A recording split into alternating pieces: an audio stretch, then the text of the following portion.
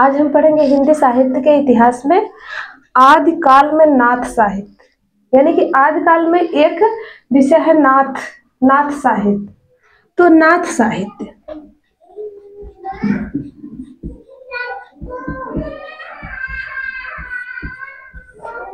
साहित्य वे साहित्य होते हैं जो नाथों द्वारा लिखे गए हैं। नाथों द्वारा लिखा जाता है। यानी कि अगर कोई पूछ ले कि नाथ साहित्य के लिखने वाले कौन है, तो नाथ साहित्य के लिखने वाले नौ नाथ हैं। नाथ साहित्य के लिखने वाले नौ नाथ हैं। और इसी में अगर कोई पूछ ले कि इनका उदय कहाँ हुआ था, नाथों का उदय यानी कि नाथपंथी जो थे उनका उदय पश्चिमी भारत में हुआ था।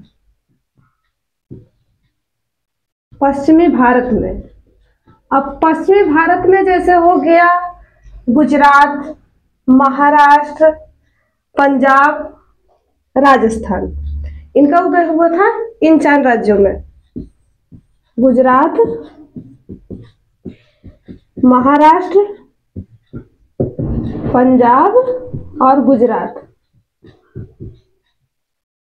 नाथों का उदय हुआ था इन 4 राज्यों में। अब नाथ कहते किसे हैं? अगर जैसे इसमें पूछ लिया कि नाथ कहते किसे हैं, नाथ वे होते हैं जो भगवान शिव के उपासक होते हैं।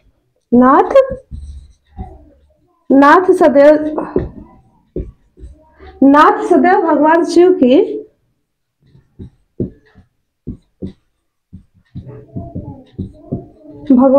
की उपासना करते हैं।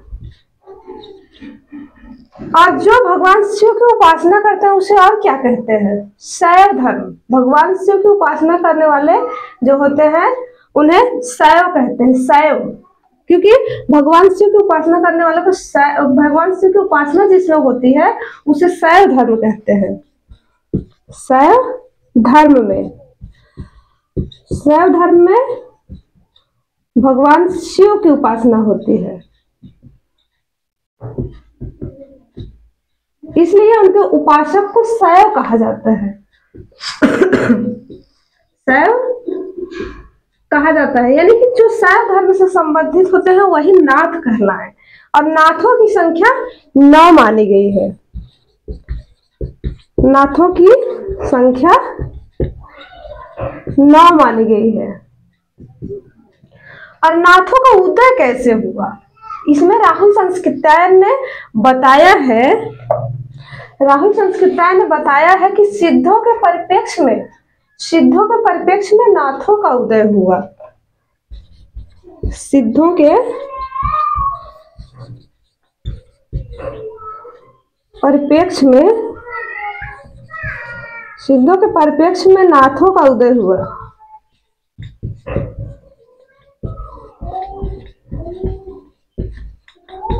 अब जैसे इसमें बोले, राहुल संस्कृत्यायन बोले कि सिद्धों के परिप्रेक्ष्य में नाथों का उदय हुआ, तो आखिर क्यों हुआ?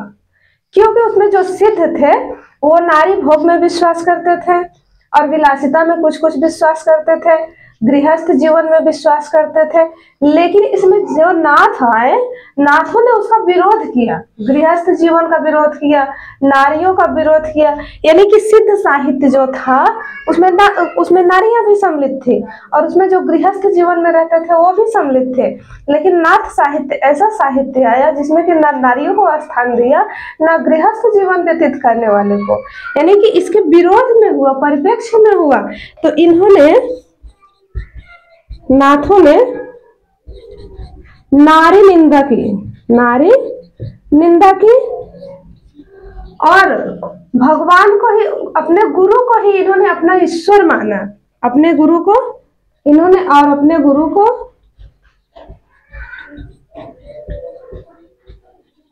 को ईश्वर माना, यानी कि इन्होंने सबसे ऊंचा स्थान अपने गुरु को दिया है, ईश्वर के रूप में माना है।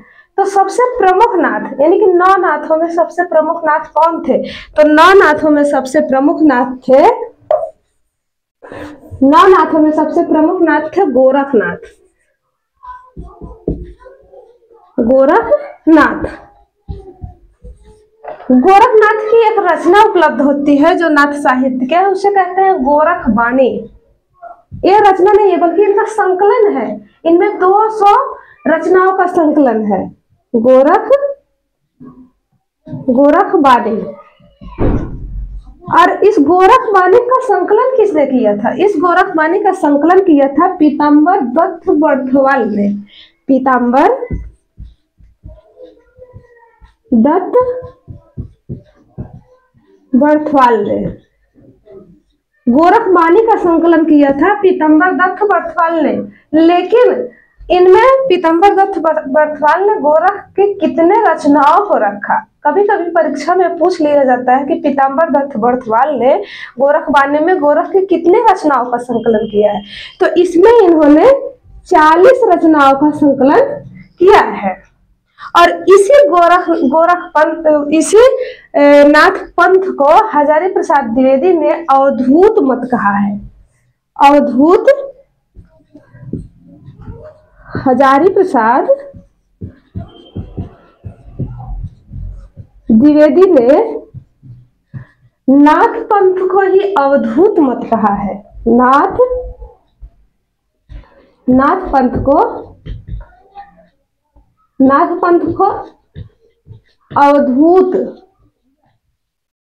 अवधूत पंथ कहा है। यानी कि हजारी प्रसाद द्विवेदी ने जैसे परीक्षा में पूछ लिया कि नाथ पंथ को अवधूत मत किसने कहा है, तो नाथ पंथ को अवधूत मत हजारी प्रसाद द्विवेदी ने कहा है। ये है हमारे नाथ संप्रदाय।